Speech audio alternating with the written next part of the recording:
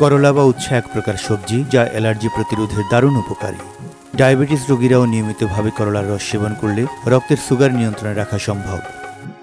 দৃষ্টিশক্তি ভালো রাখতে ও চোখের সমস্যা সমাধানে করলা উপকারী। করলায় প্রচুর পরিমাণে আয়রন ও ভিটামিন সি রয়েছে, যা আমাদের দেহে প্রোটিন ও আয়রন যোগায়। ফাইবার সমৃদ্ধ করলা কোষ্ঠকাঠিন্য সমস্যা দূর করে। যে করলার এত গুণ, সেই করলা চাষিদের সম্পর্কে জানবো এখন। দর্শক, আমরা এসেছি মুন্সিগঞ্জ জেলার সিরাজুদ্দিন খান উপজেলার কাঁঠালতলী গ্রামে। এখানকার একজন নিয়মিত চাষি। কি নাম আপনার? আমার নাম মোহাম্মদ দেলোয়ার হোসেন। আচ্ছা, কতটুকু জমিতে আপনি উস্তা চাষ করেছেন? আমি উস্তা এই বছর চাষ করেছি 4 পাখি জায়গায়। 4 পাখি জায়গায়? হ্যাঁ। এই 4 পাখি জায়গায় উস্তা চাষ করতে গিয়ে আপনার সার, শ্রমিক সহ কত টাকা খরচ পড়েছে?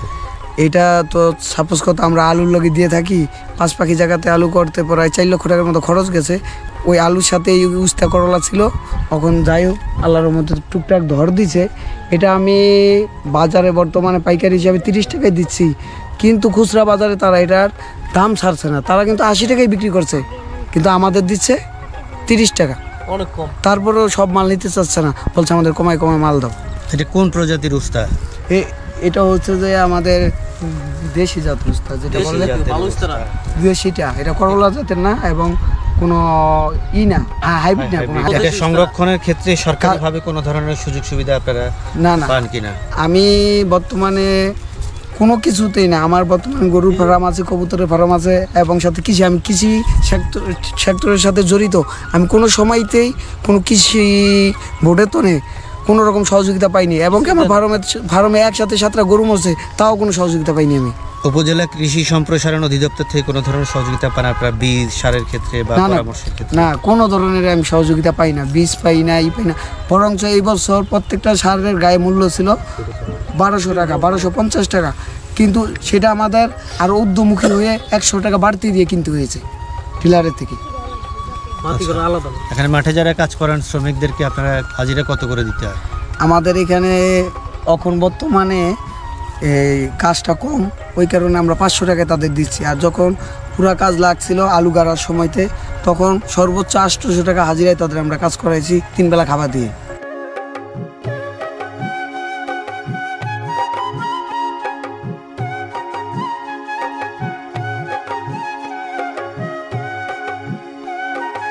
আপনি কি দিন হাজিরায় কাজ করেন এখানে? হ্যাঁ। প্রতিদিনের জন্য কত করে পান? 400 করে? হ্যাঁ। আচ্ছা, সকাল থেকে কতটুকু আপনি তুলতে পারেন?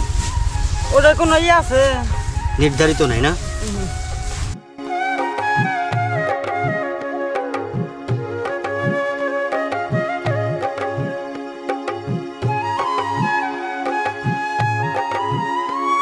এই উস্তাটা এই বছর আমি নতুন করে করেছি। এর আগে এদিকের জমিতে আমরা যখন ছোট ছিলাম আমার বাবা করে গেছে, ওইটা মানে আমি ধরে রাখছি না। এখানে শুধু একমাত্র আলুর পরে এখানে ধান হয়, মাঝে মাঝে কেউ ভুট্টা লাগায়, আখ লাগায়, যার যেরকম হয়। কিন্তু কাতি মাসে সবাই 1 চিটটা আলু করে এখানে। উস্তার দাম কত করে? 60 টাকা করে। দর্শক, কি বুঝলেন? মাথার ঘাম পায়ে ফেলে পুঁজি বিনিয়োগ করে, শ্রম বিনিয়োগ করে একজন কৃষক কেজি প্রতি উস্তার দাম পাচ্ছেন 30 টাকা। আর সেই উস্তা আমরা বাজারে দাম দেখতে পাচ্ছি বাজার ভেদে 60 থেকে 70 টাকা। এই যে বাজারে বিশাল একটা তারতম্য, এই জন্য সরকারিভাবে পদক্ষেপ নেওয়া উচিত। মধ্যস্থি ঘড়িয়ালদের দৌরাত্ম্য কমানো উচিত।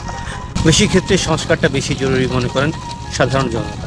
এখান থেকে যে উৎপাদিত ফসল আসতেছে তাতে একটা কৃষকের কাঙ্ক্ষিত রেজাল্ট আসছে না, বদলি বিল হচ্ছে না, খরচ বেশি হয়ে যাচ্ছে। দেখা গেছে এখান থেকে প্রফিট খুবই কম হচ্ছে। এই কারণে কত জমি এখন আলু তোলার পরে ফেলায় রাখছে।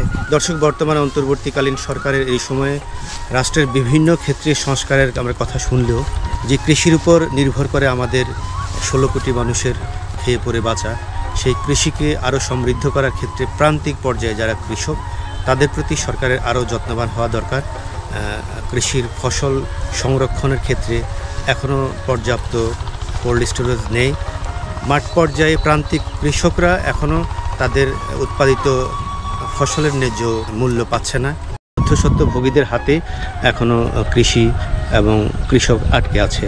এই খাতে সরকার আরও নজর দিবেন এবং কৃষি বিপ্লব ঘটাতে গেলে কৃষকের জীবনমান উন্নয়ন ঘটাতে হবে, এর কোনো বিকল্প নেই।